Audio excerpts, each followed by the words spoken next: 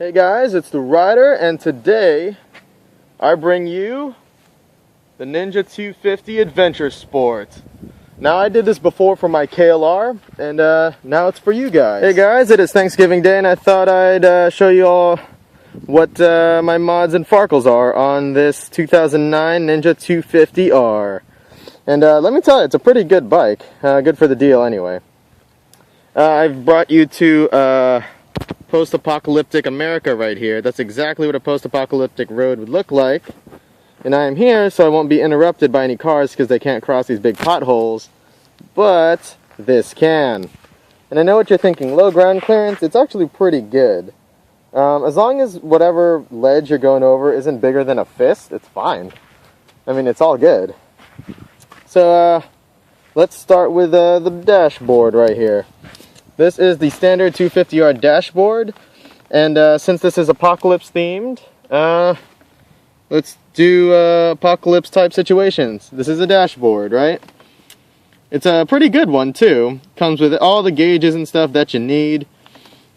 Right here, let's see, rev counter. Just so you know, and I always like bikes with rev counters because it tells you when something's going wrong with the engine, the fuel to air mixture, or the clutch. We also have overheating light right there. That way, at the end of the world, if you're crossing the desert, you know when your bike needs to take a break, or if you have a coolant issue. Neutral light, very important. This is an easy bike to get into neutral on. That way, when zombies are chasing you and you run out of gas, you can just put it in neutral, dismount, and get away. Turn signal indicator. You know, when you want to be courteous, when you are, you know, killing some zombies, that's when you use that. Obviously, speedometer with trip counter and, you know, just pretty much everything you need there. That's important. That way when, you know, some vandals come in on some hodgepodge SUVs trying to chase you down and take your stuff, you know how fast you're going to outrun them. Fuel gauge, very important because fuel becomes scarce in the future, and its 250 engine becomes pretty good in that situation. And high beam in case you need to blind some bandits to get away. This I like very much. It's very clear and out in the open, not like the KLR one where you have to go side to side. You know, the emergency kill switch and ignition are all there just in case it's a winter apocalypse and you're wearing gloves. Let's step over to this side. Ignition, clearly visible, black on white letters. Before it was silver on black and it was kind of hard to see in the glare. This is very easy to see, even if some guy douses you with tear gas. You know, regular Kawasaki key on a red foamy keychain. That way it doesn't eat up your triple tree area here. I installed this very recently. It's a 12-volt adapter, just so I can plug in my GPS and phone.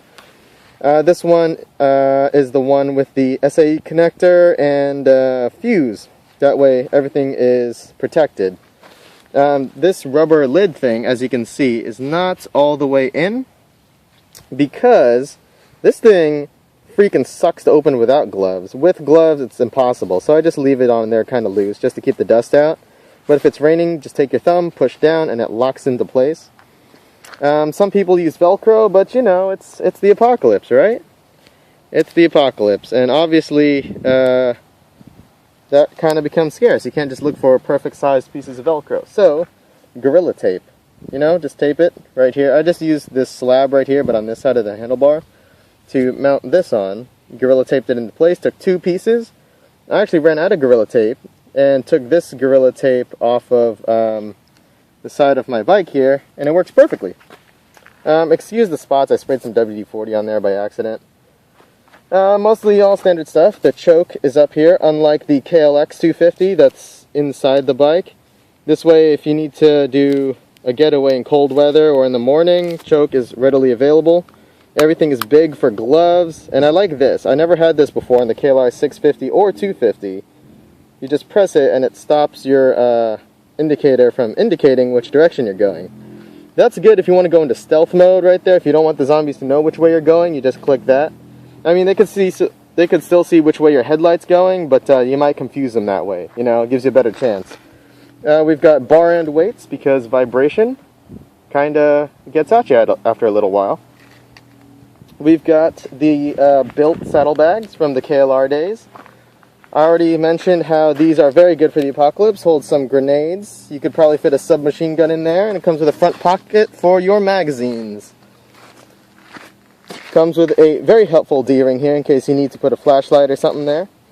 Comes with exterior pocket for extra ammo or knives, you know, whichever you like. I like to use knives personally. Comes with an extra D-ring out here. I just have an extra lock on there. In here, pretty much same thing as the other side, big enough to fit, you know, who knows, explosives, some C4. You could probably fit a dismantled Tommy machine gun in there. It's actually pretty good.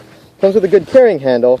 That way, you know, when you run out of stuff and weaponry, you can dismount your bags, put all your heavy metal in there, and swing this around like a battle axe or something like that, and bludgeon some people down.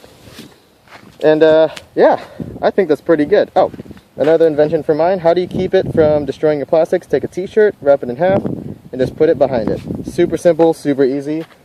And, yeah, you know, those marauders from South Miami actually thought that was a good idea, too. They tried to get me to join their biker gang, but I said no because I am a lone wolf in the apocalypse. I'm also wearing different gloves. These are Easton baseball gloves, so I can actually use the touchscreen on my phone. And that's cool. Right here, you can still see I have electronic stuff inside this drinks pouch. Actually, I'll start with the tank bag first. Homemade tank bag from Colombia, because obviously at the end of the world, high-class tank bags are kind of hard to find. So you take a backpack, you zip tie it down there. I did a video on that. Has some pretty awesome features. 2 drinks pockets. On this side, I have a phone charger and 12-volt adapter thing to go on there. 2 big straps right here in case you need to just throw something on real quick. I like to use this to hold, you know, my normal shortened AK-47 rifle, short sawed-off shotgun, you know, things like that. Fits very well here. This is my incredibly state-of-the-art timekeeping device, or a watch, as some people might know. People at the end of the world are very jealous. Watches kind of have ceased to exist. You know, watch repairmen, hard to find. And let's see, big top pocket here. I like to keep food and water in the top pocket, and bottom pocket is all my body armor. Just in case I need to go into a really dangerous situation, I can throw on an extra layer of bulletproof armor. That's great. You know, these could be compression straps right here, right on the side right there, or handgun holsters. That's right, I use them for, you know, a couple of 1911s right there, some 9mm stuff if I can find it, and it all fits pretty well. And that all comes back and becomes a backpack, so that can be my assault pack if I need to raid some houses. And as you can see, the Ninja 250 is pretty good. In the back here, I didn't put saddlebags in the back because it's kind of flat and arrow-shaped. And the bags either hit my exhaust or they would swing around, and they didn't really have a solid base. So that's where they're in the front. And they're in the front because it protects my phalanx if I fall, and I can just kind of reach into them if I'm at a red light, if I need like a bottle of water or something. Let's see. Crazy top box. This is a poor man's Pelican case. I got this from Home Depot. It actually comes with some pretty good accessories like these lock things. All you do is get a plastic bin, drill through the handle, drill through the other side of the handle, and it's there. That's your high-vis vest. Yeah, because you might want to do some construction work at the end of the world. Not like anyone has on this freaking road. But it makes a good backdrop for the apocalypse, right? We've got a big container. That white container holds my chain. That plastic bag is for that, to keep it waterproof. And I put all my crazy stickers on the bottom of the lid. That way the outside of the bike stays stealthy at night. Let's lock that. Can I do that one-handed?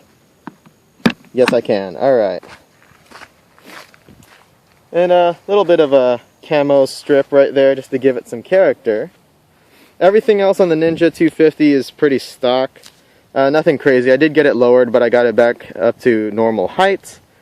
And pretty much the uses for this would be high-speed, post-apocalyptic action right here. You know, it's a perfect drive-by tool, and if you need to hide it, it's a lot easier to hide than a car. So there you guys go. Those are my mods and Farkles for the Ninja 250R.